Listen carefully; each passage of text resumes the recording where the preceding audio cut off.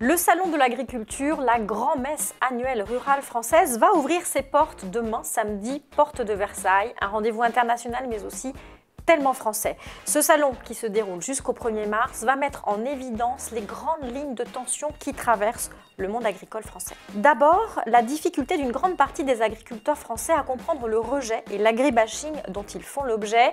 Un agribashing qui se cristallise autour de la question des pesticides. Il faut s'attendre à des manifestations pour accueillir le président de la République qui va ouvrir le salon demain matin. Un bon millier d'agriculteurs de la FNSEA du nord de la France, notamment du bassin parisien ou de Picardie, entendent protester contre la mise en place des zones de non-traitement aux produits phytosanitaires entre les champs et les habitations. Ça pourrait secouer un peu, notamment avec les agriculteurs du département du Nord qui sont très touchés par ces zones de non-traitement et aussi très remontées. Mais a priori, il n'y aura pas de blocage des entrées. On s'attend à des sifflets et on devrait voir des t-shirts imprimés « Paysans sans président ». Autre sujet de préoccupation pour les organisateurs du salon, les associations antispécistes ou hostiles à l'élevage qui pourraient être tentées de perturber l'ouverture du salon. Il y a un autre dossier chaud. L'an passé, le président Emmanuel Macron avait été plutôt bien accueilli au salon. Il avait prononcé un discours ambitieux sur la nécessité de relancer en Europe la culture des oléoprotéagineux, c'est-à-dire par exemple le colza, sur tout le territoire. Ce plan protéines aurait eu plusieurs effets bénéfiques. D'abord, il aurait permis de réduire les importations de tourteaux de soja d'Amérique du Sud, un tourteau de soja qui sert à nourrir les animaux mais qui accélère aussi la déforestation. Et là, ce plan protéines qui était très attendu est resté absolument lettre morte en Europe au cours de cette dernière année.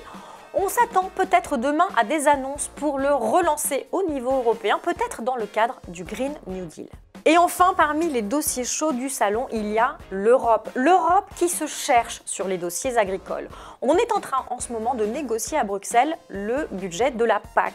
Le précédent budget, en 2013, était en baisse de 8%. Il y a un énorme enjeu à au moins le maintenir, mais c'est loin d'être gagné. Le ministre de l'Agriculture, Didier Guillaume, estime que ce budget devrait tourner autour de 375 milliards d'euros, ce qu'il considère comme une victoire, mais qui marque tout de même une très nette baisse par rapport aux 383 milliards du budget précédent. Pour les agriculteurs, ce serait une mauvaise nouvelle, à un moment où on leur demande d'investir plus pour faire face aux grands enjeux climatiques. Cela serait aussi le signal que l'Europe ne capitalise plus sur sa souveraineté alimentaire et ne compte pas vraiment sur son agriculture pour faire face aux grands enjeux, notamment de captation du carbone.